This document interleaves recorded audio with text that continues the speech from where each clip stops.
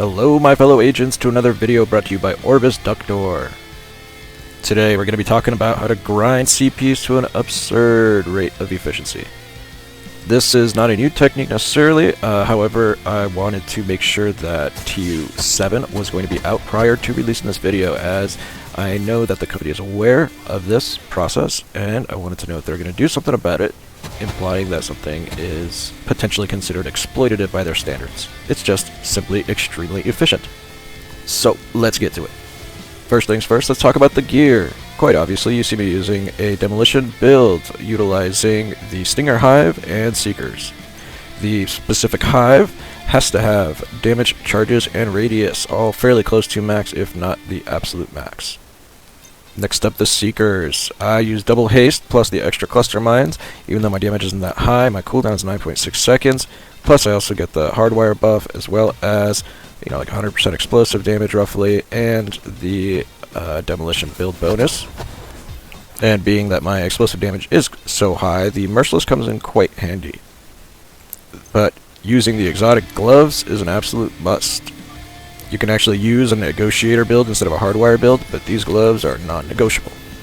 With that said, having one piece of China is always important and useful, and having a lot of ability to reset all of your skill cooldowns is also very important. I have the hardwire set bonus, the skilled talent on the backpack, and rhythm on weapon systems. And all those three allow me to constantly keep throwing stuff and engulfing the enemy in death.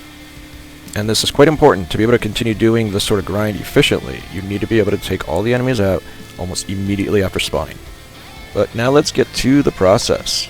The obvious first point is going to be to get any CP to level 4. You can in fact do this on any CP across the map, though some may be easier than others.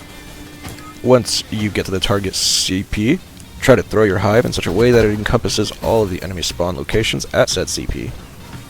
Chuck your Seeker and call the allies. Well before the allies actually show up, you should have the waves completed all the way up till the boss comes out, at which point you immediately need to pull away your hive, stop doing any AoE, like throwing your Seekers out, make sure you have grenade launcher rounds or something that hits really hard, take out the boss specifically, and only the boss, separate of the other mobs. Quickly go ahead and kill yourself, whether it be through fire from the enemy, or simply just blowing yourself up really fast. Make sure to respawn at the nearest safe house, as it replenishes grenades, and that's actually pretty useful. And then teleport back to the allied forces attacking that CP.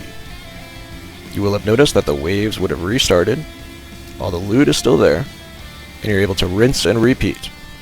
It's worth noting that the allied forces do in fact have about a timer, roughly 10 to 15 minutes. I can average out about 12 or so runs before one allied force disappears.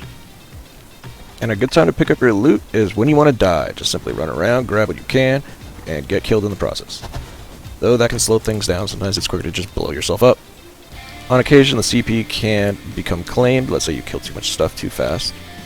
Just know you can do this also while you defend, though that tends to not be quite as efficient. But from there, it's all about what you want to do. Sometimes you can grind it 5 or 6 times, reset it, or finish it. If you ever need to reset the CP, like let's say you want to go do something else, but you have an attacking group at that CP, what you can do is log out, log back in, the attacking group will be gone.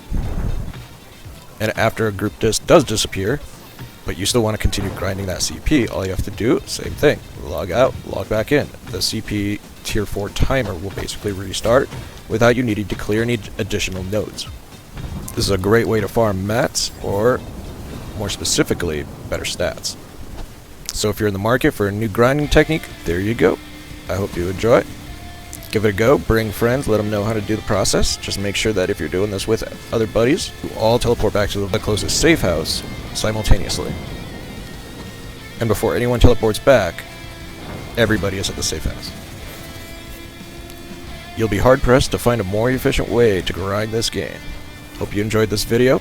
This is Orbis Ductor saying thanks for watching. Out.